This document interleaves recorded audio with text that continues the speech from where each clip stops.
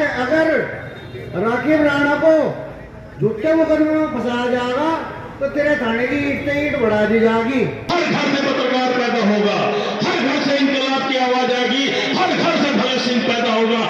SP traffic भी है, प्रशासन भी है, शासन भी है। उत्पीड़न तो किसी का भी नहीं होना चाहिए। उत्पीड़न तो लोकतंत्र के अंदर किसी भी समाज का नहीं होना चाहिए। पत्रकार राकीब राणा पर राष्ट्रद्रोह का मुकदमा दर्ज करने को जा रही थी यही सत्ताधारी पार्टी और पुलिस प्रशासन। उसमें सबसे आगे जाके भारतीय किसान यूनियन नई क्रांति ने कंधा फंसाया और अपने कागज देने का काम किया। और पुलिस ने यह कहा कि अगर राकीब राणा को झूठे मुकदमे में फंसाया जाएगा तो तेरे थाने की ईंट से ईंट बढ़ा दी जाएगी। वहां पे एक एजेंसी के रूप में बाहर से पुलिस बुलवाई थी जिससे किसी को मिलने की कोई अनुमति नहीं थी। हमारे पदाधिकारी लोग वहीं अड़े रहे, डटे रहे जब तक ये मुकदमा राकीब राणा पर हटा नहीं। हम रोज तीन दिन तक हमने भी थाना छूटा नहीं। साथियों, लड़ाई लड़नी तो मजबूती से लड़ो। आज जो तुम यहाँ से धरना देकर बैठे ना, अगर जो पहले छोटी छोटी गलतियों पर विचार कर लेते तो आज इतना बड़ा आंदोलन करने की तुम्हें जरूरत नहीं थी, क्योंकि तुम्हारे तो कलम और कैमरे में बहुत बड़ी ताकत है। तुम आम आदमी की आवाज को उठाते हो, सब लोगों की तो आवाज आप उठाते हो और आज आप ही लोगों ने धरने पर आना पड़ गया। ये कहीं ना कहीं आप लोगों की त्रुटि रही है। भारतीय किसान यूनियन नई क्रांति आपको विश्वास दिलाती है कि तुम्हें दिन रात 24 घंटे कहीं भी जरूरत पड़े, कभी भी जरूरत पड़े, प्रदेश में देश में हम तुम्हारे साथ खड़े हैं। किसी भी आंदोलन में कहीं भी तुम्हें जरूरत पड़े, भारतीय किसान यूनियन तुम्हारे कंधे से कंधा मिला के तुम्हारा साथ देगी और तुम्हारे से पहले आंदोलन में अपने पदाधिकारियों को, अपनी जनसंख्या को, अपने कार्यकर्ताओं को भेज के भीड़ का काम करेगी। चाहे किसी पदाधिकारी को घेरने का काम हो, कहीं रोड जाम करने का काम हो या कोई भी काम करने का तुम्हें पड़े, एक बार तुम्हें भारतीय किसान यूनियन नई क्रांति के किसी भी एक सिपाही पे खबर भेजने की जरूरत है। जरूरत नहीं है कि मुख्यालय पे या राष्ट्रीय कार्यालय पे ही तुम्हारी खबर पहुंचे।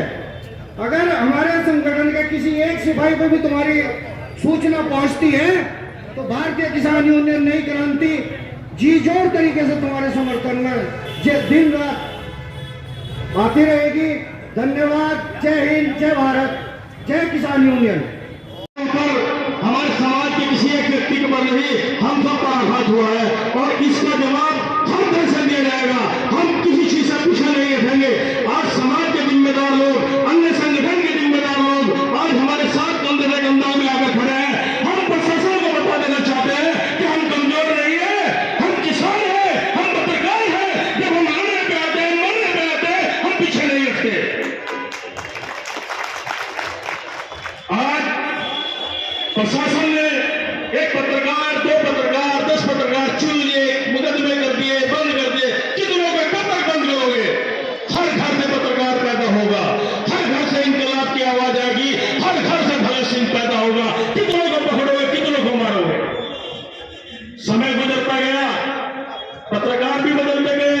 प्रशासन ने सोच लिया कि भाई पत्रकार ही है जो सबकी आवाज को उठाता है, क्यों ना सिंह की आवाज को बंद कर दिए थे। लेकिन ये नहीं होगा। मैं इस मंच के माध्यम से कहता हूं कि किसी भी चीज से पीछे नहीं हटाया जाएगा। और जो कुछ साथी इस चीज को लेकर के बैक साइड से प्रशासन को सपोर्ट कर रहे हैं, दूर की बात नहीं, आज मारा तो कल तेरा भी नंबर आएगा। धन्यवाद। सम्मानित साथियों, जैसा कि हमारे पत्रकार भाइयों पर हम देखते आ रहे हैं कि लगातार जो है अत्याचार होता जा रहा है, मैं उन लोगों से भी कह देना चाहता हूं कि अगर हमारे लोगों पर और हमारे पत्रकार भाइयों पर ऐसे ही अत्याचार होता रहेगा तो आजाद समाज पार्टी भीम आर्मी के लोग जो है अपने एक एक खून का कतरा बहाकर जो है इंकलाब लिखने का काम करेगी। सम्मानित साथियों, मैं तमाम साथियों और प्रशासन के लोग से भी कहना चाहता हूं कि लोग जो हैं हमारे लोगों पर लगातार अत्याचार करते जा रहे थे। अभी एक भाबरी का मामला था सम्मानित साथियों पैरामाउंट कॉलोनी का, वहां पर हमारे लोगों एक हमारे समाज के एक व्यक्ति थे जिनका करंट लगने के दौरान जो है मृत्यु हो गई थी। उसमें हमारे लोगों के द्वारा, हमारे पत्रकार बंधुओं के द्वारा जो है वहां पर शांतिपूर्वक जो है धरना प्रदर्शन दिया गया था, लेकिन उसके बावजूद भी हमारे लोगों पर जो है प्रशासन के लोगों के द्वारा जो है यहाँ पर मुकदमे लगा दिए गए। सम्मानित साथियों, मैं तमाम आजाद समाज पार्टी भीम आर्मी की तरफ से यहाँ पर उपस्थित मेरे जितने भी पत्रकार बंधु हैं, मैं अपनी तमाम आजाद समाज पार्टी की तरफ से जो है इनको पूरा समर्थन देने का काम करते हैं। और मैं इन लोगों से कहना चाहता हूँ कि जब जब हमारे पत्रकार बंधुओं पर अत्याचार होने का काम होगा, जब जब हमारी आजाद समाज पार्टी भीम आर्मी की जो टीम है वो आप लोगों के साथ सम्मानित साथियों खड़े होने का काम करेगी। तो इसी के साथ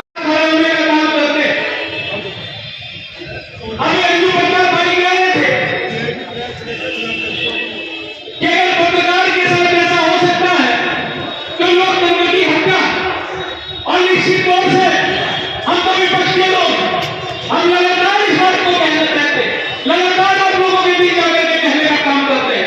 आप ये देखिए, एक पत्रकार के साथ बिना जांच के किसी को जेल भेजा जा सकता है तो पुलिस वाली में भी भीड़ लगती है, जिलाधिकारी के भी भीड़ लगती है। आम आदमी के साथ, आम किसान, आम मजदूर के साथ, उस आम व्यापारी के साथ क्या होता होगा जो अपनी शिकायत, अपनी दिक्कत, अपनी परेशानी इन अधिकारियों के पास ले जाने का काम करता है। निश्चित तौर से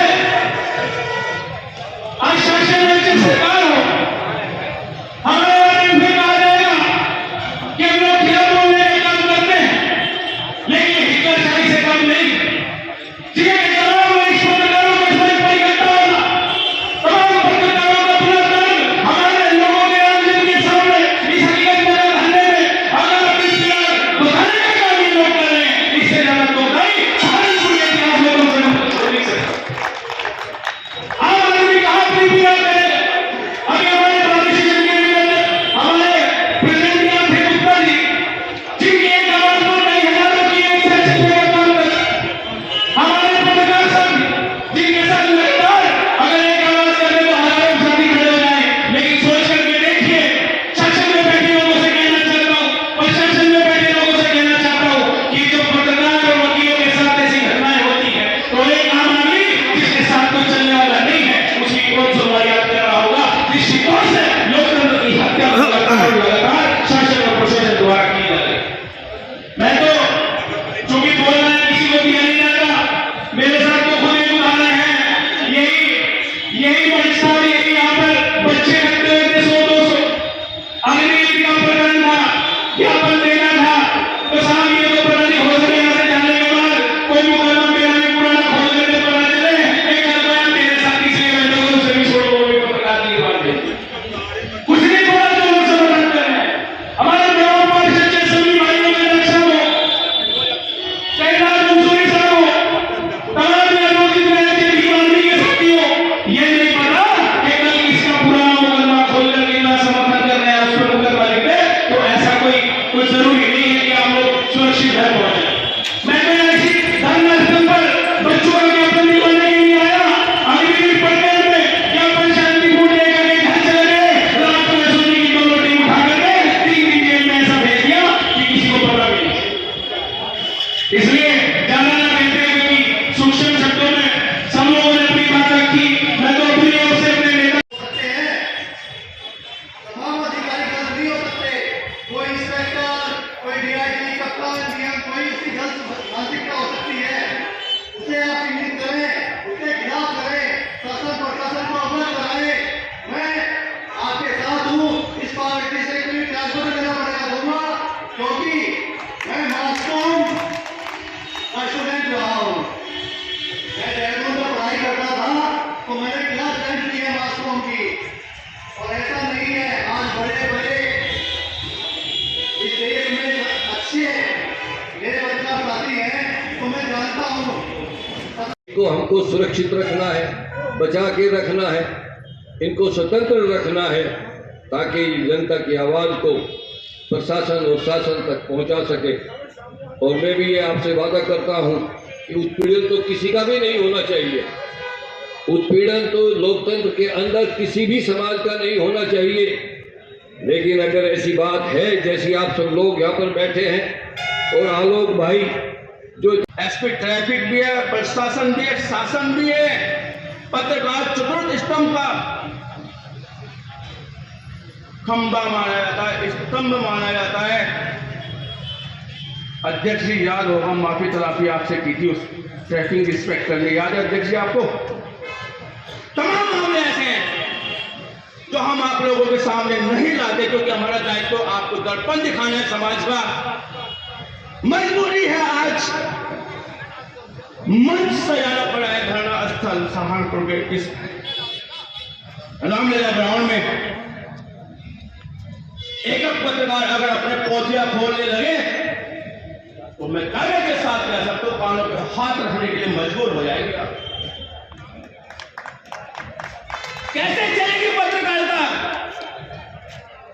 कैसे लिखा जाएगा आम आदमी का दर्द? बड़ा सवाल है। तमाम लोग हमारे बीच में आए हैं, उनको भी सुनने का मौका मिलेगा। आप सभी आए इस दुख की घड़ी में, मुसीबत की घड़ी में आपने हमें संबल दिया है, इसके लिए आपका बहुत बहुत धन्यवाद, बहुत बहुत शुक्रिया, बहुत बहुत धन्यवाद अमित भाई। क्योंकि पत्रकार एक समाज का, देश का कानून का चौथा स्तंभ है। इसकी भी पूरे देश का एक अहमियत है और कई किसी कारणों से अगर ऐसा हुआ है तो उसमें विचार होता रहेगा। क्योंकि